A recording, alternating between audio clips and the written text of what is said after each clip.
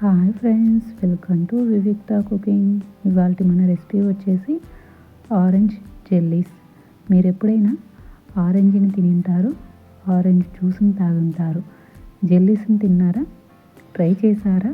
ఒకవేళ ఎప్పుడు ఇంట్లో ట్రై చేయకుంటే ఒక్కసారి ఇలా ట్రై చేయండి. సింపుల్గా ఇంట్లోనే ఈ ఆరెంజ్ జెల్లీస్ని ప్రిపేర్ చేసుకోవచ్చు. మరి ఈ జెల్లీస్ని ఎలా ప్రిపేర్ చేసుకోవాలో చూసేసేయండి.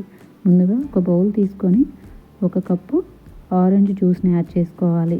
1 టీ స్పూన్ కార్న్ఫ్లోర్, 1/2 కప్పు షుగర్ని యాడ్ చేసుకొని షుగర్ మొత్తం కరిగేంత వరకు కలుపుకోవాలి. నేను ఇక్కడ 3 ఆరెంజీలను తీసుకున్నానండి. 1 కప్పు జ్యూస్ వచ్చింది.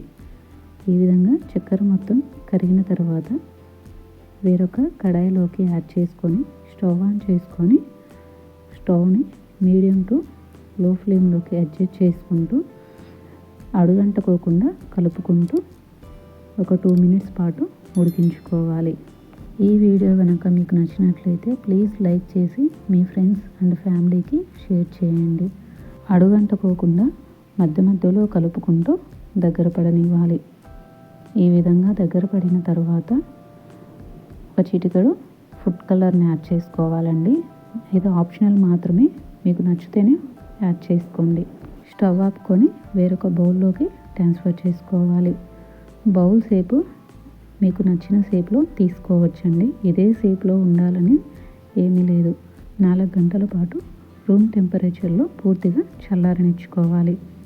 ఈ విధంగా చల్లారిన తర్వాత ప్లేట్లోకి తీసుకొని పైన 2 టైమ్స్ ట్యాప్ చేసి ఈ విధంగా రిమూవ్ చేసుకొని మనకు నచ్చిన షేప్లో కట్ చేసుకొని తీసుకుంటే ఆరెంజ్ జెల్లీస్ రెడీ. తప్పకుండా మీరు కూడా ట్రై చేసి మీకు నచ్చాయో లేదో కామెంట్ సెక్షన్లో కామెంట్ చేయండి. అలానే ఇలాంటి మరిన్ని వీడియోస్ కోసం మన ఛానల్ని సబ్స్క్రైబ్ చేసుకోండి.